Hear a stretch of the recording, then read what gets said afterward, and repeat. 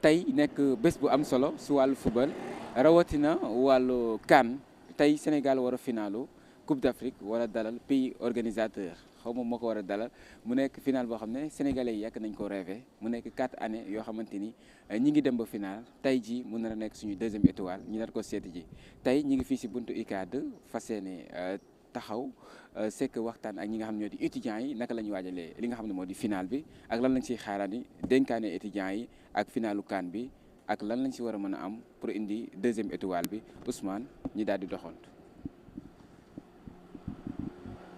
salaamaaleykum. maaleykum salaam. mes frères ziar naa la. delloo ziar. mes frères mel na ni da nga am confiance si finalu ngoon. Ah mais pourquoi pas. grand Maroc nga am de pays organisateur. Mais pourquoi pas avoir confiance. Parce que le Sénégal c'est une grande équipe. C'est une très grande équipe. Donc la meilleure des choses c'est d'avoir confiance en nous d'abord. Cette coupe là c'est pour nous on va le remporter. Inch'Allah. Ouais. ndax sa xel tiitul ba nga gisee démb ñu ne Sénégal yenn privilèges yu ñu leen defoon dañ ko xaw a dindi trop tard lañ am stade bi ñuy entraîné ak yeneen yu ndax loolu créé wul benn doute wala soupçon. Ouais, apparemment quand j'ai vu ces informations là voilà comme tous les autres Sénégalais voilà am na leneen lu ñu ressentir quoi parce que normalement football dafa nekk loo xamante ni dafa war a boole peuple yi quoi mais pas benn action boo xamante ni dañuy subdiviser. Parce que jusqu'à maintenant le Maroc pour ñu dem CAN bi ñëpp a ngi ni voilà organisation tout ça s'est bien passé donc pourquoi pas ñu koy yàq dans les derniers moments vraiment je pense que voilà il aurait dû terminer en beauté organiser les choses telles qu'elles sont donc je pense que aussi ce problème là va se régler sur le terrain. Ouais. Comment peut-on le régler sur le terrain? En gagnant tout simplement. On doit gagner cette coupe là. Tu es confiant de ton équipe? Je suis 100% confiant du Sénégal, de l'équipe du Sénégal. Inch'Allah. Qu'est-ce qui le prouve? Parce qu'on a les meilleurs joueurs. On a les meilleurs joueurs d'Afrique. Ouais. Nos attaquants sont tellement performants. On a Nicolas Jackson, on a Sadio Mané, on a Iliman Ndiaye. Voilà. Exactement. En plus, hier, j'ai vu que Sadio Mané a écrit un communiqué. Peut-être cette fois-ci sera son dernier CAN. Donc pourquoi pas remporter cette CAN-là et terminer en beauté. La dernière, face à l'Égypte, tey mu nekk brillant mu nekk une révélation Krépin Diatta noo ko gisee ak taxawaay. Krépin, mention spéciale à lui. Parce que vraiment, quand on parle de Lion, on parle de Krépin Diatta. Parce que vraiment, xadar bu mu am sur le terrain. Donc nous pouvons dire que notre Krépin là voilà moom hors norme la quoi. ni CAN bi CANam la si daf naan ñee amoon nañ CAN mais sama CAN moom. Ouais. Dès les premiers matchs, Krépin nous a montré que vraiment c'était un joueur confiant et digne de confiance aussi. Donc je pense que tey il sera capable de gérer ce match-là. Ouais. Merci beaucoup. Ok merci. Asalaamaaleykum. Maaleykum salaam. jëwriñ maa ngi lay ziar. ñoo ngi delloo ziar bu baax. baal ñu fàttali ñu tur bi. c'est Ibrahima Sarr. Cheikh Ibrahima yow sama sëriñ nga macha allah Mawlana Cheikh Ibrahima tey naka ngay waajalee li nga xam ne moo di final bi. Final bi ñoo ngi ciy waaj bu baax a baax moom ndaxte instant bi moom jël coupe bi rek pour honorer Sadio fu mu nekk nii malgré que Koulibaly moom absence am bi tey marqué nañu quoi on peut dire que c'est le syndrome de 2019. Pourquoi le syndrome de 2019? gis nañ moom joxe na ba final par kii écopé de carton jaune ñu gis ne que ni final bi dañ ko mujj exclure quoi loolu moom c'est la même chose qui s'est répétée cette année-ci moo tax absence am bi daal def ma marqué quoi malgré que am na ku ko remplacer te wóolu nañ ko. Le fils de Pape Sarr. Oui, on le connaît bien. Mamadou Sarr, il est excellent. La fois passée, il nous a qui quoi. Il nous a montré ce qu'il a. Son leadership, il l'a montré la fois passée et la confiance. Il a abandonné la sélection française pour prendre celle du Sénégal. Oui, sur ce point, le Sénégal dañoo war a kii am gëm suñu bopp boo xoolee footballu Afrique léegi mu xaw a retard quoi loolu la moo tax binationaux yi waaw dañoo waroon di ñëpp si imaginer tey Kylian Mbappé bu ñëwoon staru Cameroun Zinedine Zidane à l'époque mu ñëwoon Algérie et tant d'autres xoolal Mahrez buñ ki woon temps yooyu buñ ñibbi woon kon footballu Afrique weesu na fii quoi moo tax binationaux yi le fait que ñuy bàyyi pays européens yi di ñibbi si Afrique loolu c'est une chose vraiment excellente. ñu gis ko Sénégal gis nañ kii nga xamante ni moo di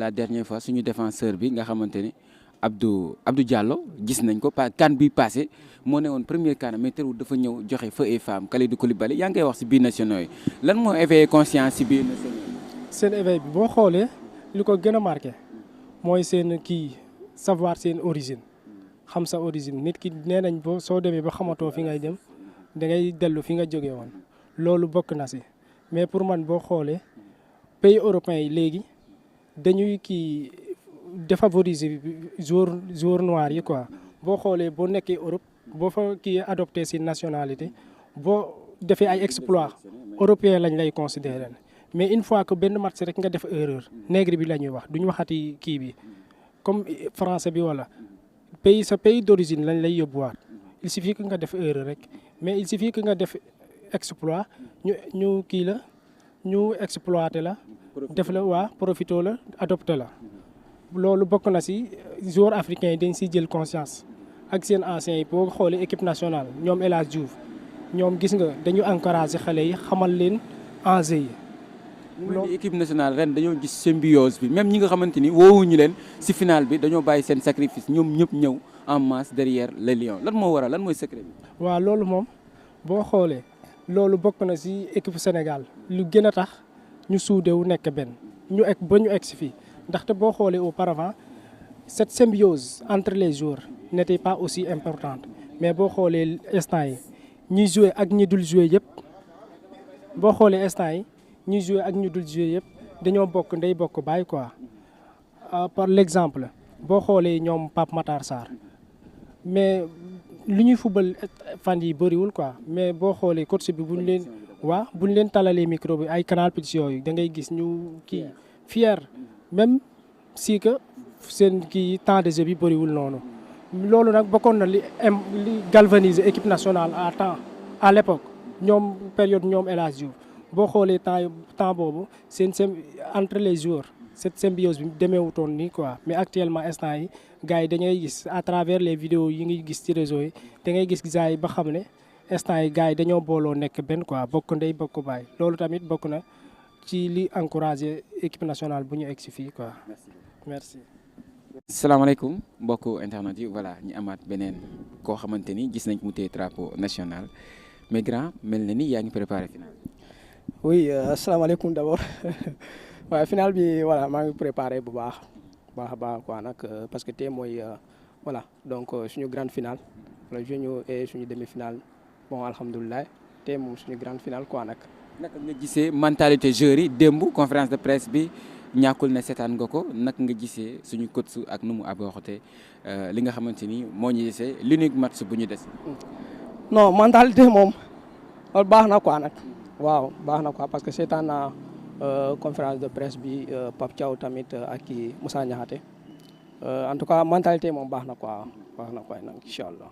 gis nañ ay écho yu xawoon a daanu que ni naar yi dañoo commencé def yëfu naar pour jéem a xañ joueurs sénégalais yi pour ñu bañ a nekk à l'aise ba taxoon na ticket yi sax am na yenn si ay sénégalais ko jëndee woon ay millions mu nekkoon loo xamante ni commencé woon na jur jaaxle naka nga gisee. bon je pense que loolu moom ay comportement naar la quoi parce que Maroc mooy pays organisateur tamit la Maroc donc ils feront tout donc pour bousculer donc les Sénégalais je pense que loolu moom c'est un peu kii quoi nag voilà donc en tout cas bon baaxul pour ñun baaxul quoi nag mais pour moom donc baax na pour kii bi. gis nañ yu mel noonu Sénégal demoon na fi nga xam ne moo di RDC seen terrain bi jaaxle woon nañ terrain bi baaxul woon waaye terewut gis nañ li nga xamante ni moom la suñu gaynde yi wane muy bravoure li nga xam ne moom la ñuy bàkkee est-ce que tey am nga confiance face à cette situation. kay am na confiance kay waaw confiance donc am na kay parce que Sénégal moom voilà comme j'ai toujours l'habitude de dire donc équipe bu mag la quoi du équipe bu ndaw donc Sénégal parce que final bi mooy suñu troisième finale pour génération bi donc 2002 mooy suñu première finale donc bii mooy suñu voilà. donc en général suñu quatrième finale quoi là ce qui veut dire que donc équipe bi donc am na niveau quoi nag voilà.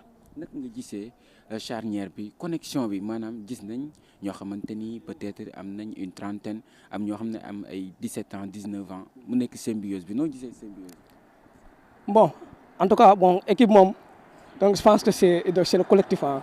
Voilà, donc 17 ans, donc 17 ans, voilà, donc 18 ans, voilà, 30 ans, l'essentiel, donc engagement donc à confiance. Voilà. En tout cas, connexion, voilà, connexion, voilà. Tey score bi ndax yaakaar nga mu large wala ça dépend du match. Bon, score bi mom, donc je pense que, voilà, donc 11-0 pour le Sénégal. 11-0 pour le Sénégal, Inch'Allah Rabbi. Donc on peut espérer un match très serré. Oui, ça sera un match très très serré. Très serré même. Oui. Pourquoi? Qu'est-ce qui le justifie? Bon, parce que donc voilà, donc, effectivement parce que les deux équipes, donc je pense que c'est les deux meilleures équipes donc de l'Afrique. Là, ce qui veut dire que donc on attendra en tout cas un match très très serré même, un match très sérieux même. Oui. Merci beaucoup. Allez, merci les gars. Bonjour monsieur. Bonjour, comment allez-vous? Ça va bien, alhamdoulilah. Alhamdulillah, vous allez bien? Alhamdoulilah, oui. Qu'est-ce que vous voulez poser comme question? Effectivement, aujourd'hui, le Sénégal va jouer sa finale de CAN. Comment préparez-vous la finale? Je pense que la finale va être bien préparée. Parce que j'ai vu ce matin, depuis 7 h du matin, les supporters sont déjà là au niveau de l'ICAT. Et j'espère qu'il y avait un bon engouement. Et on espère que le Sénégal va remporter, Inch'Allah. Une finale très décisive, très serrée face aux pays organisateurs. Comment devrions-nous aborder ce match? Et je pense que c'est vrai, c'est un match décisif face au Maroc, qui est d'abord sur son territoire national. Et puis il y a le public qui va aussi jouer un grand rôle. Mais je pense que l'équipe du Sénégal est aussi une équipe qui est très bien posée. Et j'espère qu'ils vont vraiment donner d'eux-mêmes pour gagner cette finale, Inch'Allah. Hier, on a entendu Sadio Mané déclarer que ce sera sa dernière CAN. Selon vous, quelle doit être sa présence? Quel impact devrait faire face à cette finale? Et je pense que face à cette finale, le Sénégal va quand même vraiment donner de son mieux. Parce que ça, s'il gagne cette finale, j'espère que ça va donner encore un plus pour l'avenir, quoi. Ouais. Comment trouvez-vous l'avenir, les révélations, à savoir Ibrahima Mbaye de Paris Saint-Germain et Assane Diao de Como, Italie, des jeunes révélations, Cheikh Tidiane Sabaly aussi, des jeunes tellement qui aiment le foot et qui montrent le plan? Je pense que l'équipe a quand même des joueurs qui sont très très très jeunes, et des joueurs qui sont ambitieux. Et avec l'entraîneur actuel, je pense que vraiment on aura une équipe très très dynamique qui va aussi affronter les prochaines CAN, Inch'Allah. Merci beaucoup. Pour le score d'aujourd'hui, espérez-vous que le Sénégal gagne avec un grand sport ou bien ce serait un peu serré? J'espère qu'au moins on peut avoir 1 ou 2-0, Inch'Allah. 2-0. Donc on peut espérer, on espère que ce serait un peu serré. Inch'Allah, ça va aller. L'équipe est vraiment performante et on espère d'y arriver jusqu'à la fin. Merci beaucoup. Merci. Et bonne chance. Merci. salaamaaleykum frère. maaleykum salaam. waaw baa ñu fàttali ñu tur bi. Khalifa Faye la. Khalifa Ababacar ñu ngi lay ziar. delloo ziar bu wér. Khalifa tey Sénégal war a jouer finale Coupe d'Afrique face aux pays organisateurs naka lañ ko war a aborder. oui tey dina nekk match boo xam enjeu yi dina garaw parce que da lay ëppale avantage boo ñëwee da nga koy fekk si dëkkam daanaka stade bi moo lay ci ëppale ay supporters mais boo ñëwee peut-être ñun tamit joueurs yi mag lañ yor loolu waru leen a jaaxal parce que. yaakaar naa ngoon bu ne ñoom football nan ko waaw léegi je pense que ak tamit manquant yi am tamit dina xaw a kii mais équipe bi instant collectif bi baax na gëm naa dinañ ko mën a gérer parce que keroog gis nañ entraînement Mamadou Sarr bi je pense waaw Mamadou Sarr keroog gérer na et je pense aussi place Lamine Camara place Habib Diarra Lamine Camara dina ko mën a combler du garaaw quoi parce que man yaakaar naa ne gars yi moom amuñu problème boobu ay problème bi gars yi wax naan ay stade bi buñ ko duwee yuuxu parce que yuuxu yi moom bu xasee ba yuuxu moom ñëpp la quoi waaw ñëpp lay. est-ce que tamit duñu jural tiit parce que gis nañ CAN bi ñu mujjee dem nii face au Côte d'Ivoire pays organisateur noonu la ñu defoon ñu njëkkoon a kii mais terewul gars yi dem nangu match bi facilement est-ce que tamit esprit wala ren moral bi baax na. non ren moral bi baax na parce que boo xoolee équipe bi ni ñu ñëwee dañoo ñëw pour gagner quoi te final tamit kenn du ko joué da nga koy gagner te ñoom tamit ñoo ngi esprit boobu noonu la ñuy doxalee ko gis seen match yi passé yëpp boo xoolee Sénégal jeu da koy kase boo ñëwee équipe bi am li muy fubal rek moom lay fubal doo xam Sénégal ba léegi comme ça kenn ñëw ni Sénégal lii la indi quoi ndax loolu boo ko defee si équipe bu mag tamit gars yi dañuy xam say faay xam fi lay jaar mais aussi question bi. waaw tey gis nañ Sadio Mané taxawaayu Sadio Mané tey mu nekk moom annoncé na récemment démb ne il sera peut-être sa dernière CAN est-ce que tamit yow loolu noo ko gisee ak ban appréciation. non Sadio Mané moom je pense pas que war naa mën a bàyyi heure bii parce que njëkkoon na ma wax taxaw naan Sadio Mané màgget na et tout xam nga mais Sadio Mané boo xoolee équipe bi ni muy doxalee responsabilité yi muy jël ak match yi fi muy toll gisaguma si booy koo xamante ni mënagul na koo jël kon je pense instant yi mën naa nekk si ginnaaw booy même bu doon dugg ay 60 parce que équipe bi buñ ko boolee mag a xale rek ci lañ gën a mën a. ren loolu la ñu indi fusion maanaam ay jeunes yu am 17 ans comme ki mel ni Ibrahima Mbaye Paris Saint-Germain ak ñi nga xamante ni ay Gana Gueye am nañ 31 ans. ok léegi mélange boobu nag moo tax équipe bi ren ñu gisee ko ci beneen façon bu bokkut ak comme keroog Côte d'Ivoire bi ñuy toog parce que keroog Côte d'Ivoire bi ñuy toog ñoo ko njëkk a dugal te je pense aussi bu ñu fekkoon keroog Yamal moo ngi nii 15 ans la débuté Barça boot équipe bu toll nii Barça kon xam nga football amatul âge quoi Ibrahima Mbaye tamit entraînement yëpp gis na ne atul duggee day def dara alors que 17 ans rek la am donc kon âge mu amatul si football quoi expérience. tey naka nga gisee taxawaay Pape Thiaw macha allah mu gagné li nga xam ne moo di CHAN bi mais terewul bii nekk première CANam en tant que sélectionneur tey lan ngay xaar si Pape Thiaw. non Pape Thiaw moom instant yi je pense li mu war a def yëpp def na ko parce que boo xoolee match bi passé keroog enjeu bi ni mu demee ak match bi ni mu méttee ba 75e minute mënuñu am bii terewul mu garder sang-froid taxaw calme di wax ak gars yi staff bi pour ñu gën a dal te aussi tamit gis nañ changement yi mu def yëpp baax na li muy réer ci match bariwul quoi parce que match nu mu mën a toll moom da koy jël ni match bi ñëwee rek. mu mel ni dafa jàng si Aliou Cissé ses limites bu jéem a compléter li nga xamante ni mooy ak expérience. waaw loolu lay indi parce que moom bi mu ñëwee day déglu ñëwul rek comme ça di def loo xamante ne nii mais bu ñëwee day déglu boo xoolee parfois da ngay gis sax da ngay gis TikTok ñu dugal dara mais da ngay xam ni coach bi tamit déglu na ñim dendal quoi ñëwul rek def lu ko neex quoi. tey lan lañ mën a xaarandi si ki nga xam ne moo di Krépin Diatta parce que ñu si bëri nee nañ CAN bi CANam la parce que dafa rote woon CAN bu ñu jëloon récemment bii CANam la yaakaar nga mu am si ndam. yaakaar nañ ko moom parce que Krépin Diatta depuis début bi fulla la ci wane ak fayda quoi te aussi tamit gis nañ ne assurance la bi mu ñëwee ba léegi wanewul dara kii wala day gérer quoi day def loo xamante ne nii je pense sax instant yi bu CAN bi jeexee war naa mën a dem si équipe bi mag yi. ñoom dégg nañ déjà ay rumeur ñu ne am na club yu bëri yu nekk biir Espagne Angleterre ak France di ko xëccoo. waaw normalement parce que instant yi CAN bi muy def nii boo xoolee buñ ñëwoon buñ doon classé meilleure équipe CAN bi bu ñëwee duñ ko mën a teg ci kaw Achraf Hakimi mais bu doon Achraf Hakimi tamit poste boobu moom moo ko war a gérer parce que match yi def si CAN bi nii gisagun benn latéral droite boo xam moo ngi koy effectué parce que day dox si suuf day marqué te kaw gi tamit day dem day apporter équipe bi dara. sa pronostic tey ndax match bi dina nekk match bu serré ay 1-0 wala une large victoire de les. non large victoire moom je pense pas mais. yaakaar naa daal dañuy gagné moom incha allah dañuy gagné mais mën naa gëm naa mu seere quoi ay 2-1 je pense waaw pour Sénégal incha allah. merci beaucoup. ok merci. et félicitations et par anticipation. merci beaucoup merci beaucoup aussi. de la ziar. j'espère que yaa ngi si jàmm rek. mel ni da nga am confiance pour final tey. confiant bi on est très confiant vraiment on espère vraiment qu'ils vont faire l'affaire avec un terrain hostile on le Maroc. mais on espère on a la foi. lan moo waral confiance bi qu'est-ce qui justifie la confiance. non j'espère que dans le groupe c'est de l'expérience hein. CAN passé j'espère que les Marocains vont venir avec beaucoup de pression. S'ils arrivent à contenir tout ça j'espère que ça ira inchallah. On est beaucoup confiant. Inchallah. Sinon on a vu que il y avait eu des rumeurs depuis hier que voilà le Sénégal n'avait pas la possibilité hébergé dans les meilleures conditions. Lorsque vous avez entendu cette information, quelle a été votre première réaction?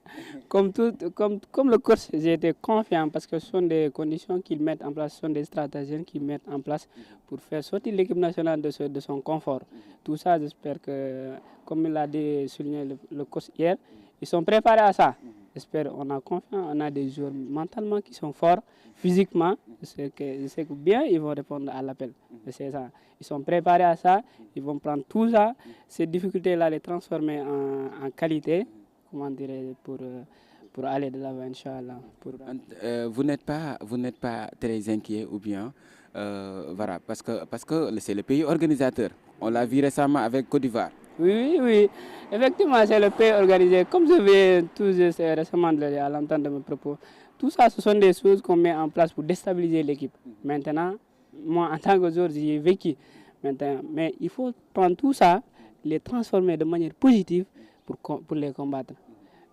Comme le Walid l'a dit, ce n'est pas le stade des martyrs, mais nous, on pense qu'on va au stade des martyrs. On va les films, on Sumbaya.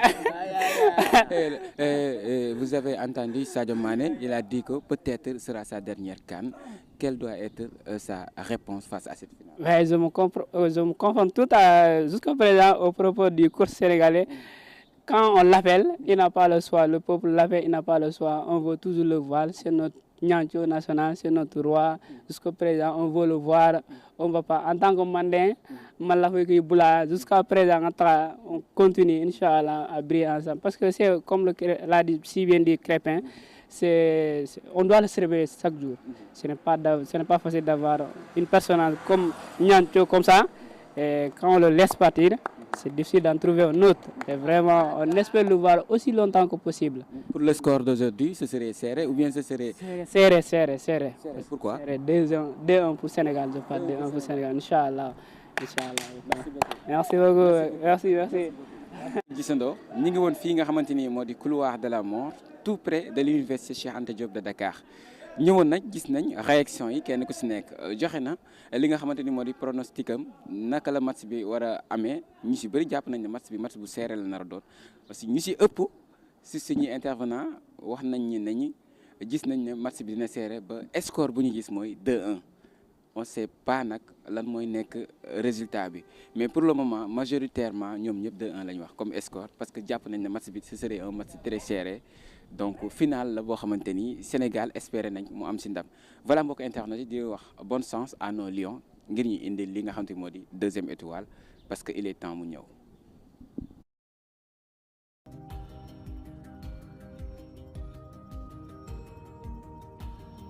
La télé de l'hospitalité. Sen Teranga TV, c'est vous, c'est partout dans le monde. Sen Teranga TV, la télé de l'hospitalité.